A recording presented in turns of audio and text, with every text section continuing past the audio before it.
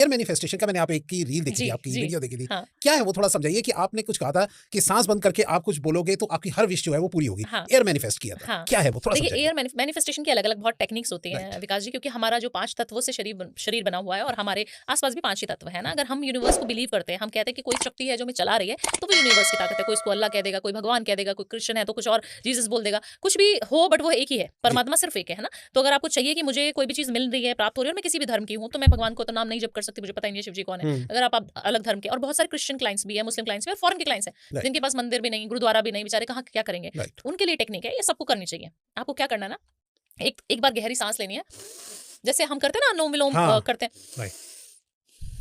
3 बार तो छोड़नी है, लंबी Okay. गहरी सांस लेना है, रिलीज करना है। 2 बार कर लिया आपने, 3 बार कर लिया आपने, जब चौथी बार करेंगे तो उसको रोक देंगे यहीं पर और अच्छा। अपनी विश मांग लेंगे।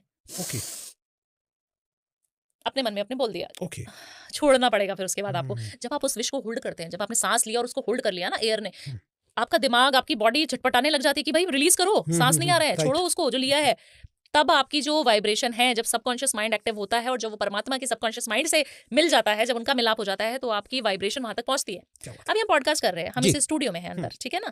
अब हमारे यहाँ पे ताला लगा हुआ है, हमारी आवाज ना बाहर जा रही ना बाहर वालों के अंदर आ रही, चाहे हम कितना भी चिल्ला लें जी, बिल्कुल। नहीं होगा ना। अब इस गेट को खोलना पड़ेगा। कैसे खोलेंगे? या तो कुछ हथौड़ा मारेंगे या कुछ ऐसा करेंगे कि वहां पे तक सुनाई दे, Right. या शोर मचाएंगे। इसी तरीके से हम यहाँ बैठे हैं धरती पर, परमात्मा बैठा आकाश में, आकाश में तो है भगवान, Right, right. आप वो बैठे वहां, आपके बीच का गैप बहुत ज्यादा है विकास जी, उसको कम करना पड़ेगा। राइट। या फिर अपनी आवाज को, अपनी वाइब्रेशन को इतना बुलंद कर दो बुलंद कि वो कर वहां दो। तक चली जाए। राइट। तो ये टेक्निक्स होती हैं मैनिफेस्टेशन की टेक्निक्स, जो सबके ऊपर काम करती हैं बट करनी आनी चाहिए।